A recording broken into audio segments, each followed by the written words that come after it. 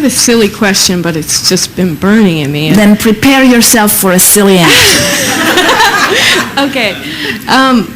My dog makes these funny noises all the time, and he walks on the strand, woo, to everybody, and then at home he speaks to me all the time, and that's, I guess, part of intuitively, I want to know if there's something he needs from me, or I'd love communicating with him. And well, when you think of the circumstance in which he's doing it, do you think he's saying hello? Hello, hello, hello? On the strand, yes, I do. Or do you think he's saying, please get me away from her, she's abusing me?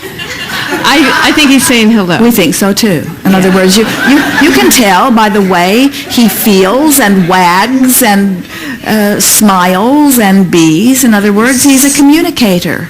At home, though, sometimes he'll start this weird cry, like a weird cry, and think, what do you need? Well, that's different. That's different, isn't it? That's a different one. So what he's saying to you then is, I want you to give me your attention. You are too involved in other things, and I would like you to give your attention to me. I know he's spoiled, so I'm trying to... And I know that, and I try to... He is a selfish being, just like everyone else. In other words, would you want him to be a deviant in society? He's selfishly oriented. He wants what he wants. Yes, he and does. As you give it to him some of the time, and then you don't give it to him some of the time, he's always hopeful. Yes, he is. You see? And so that's what you're hearing. You're not hearing demanding, are you? You're hearing hopeful. Yes. And if you ignore him to the point that he really begins to feel more negative emotion, and beasts can, when you domesticate them, they begin to act like you. When his hopeful moves to not really expecting it to happen, then he gets a little more aggressive with you. Then he howls a little louder and he whines a little more, you see. And so if we were standing in your physical shoes, we would treat him just like you would like to be treated, or like you would like to treat any of your other fellow humans, where give him your attention before he's begging for it. In other words, appreciate him.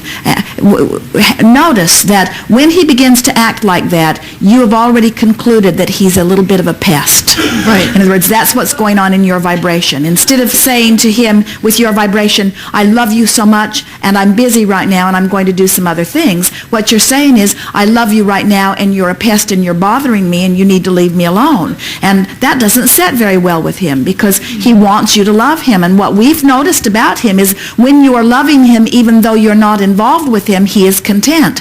But when he behaves in a way that makes you feel frustrated with him, then he reflects your frustration back to you. Yes, he does. Your beasts are wonderful little amplifiers like that.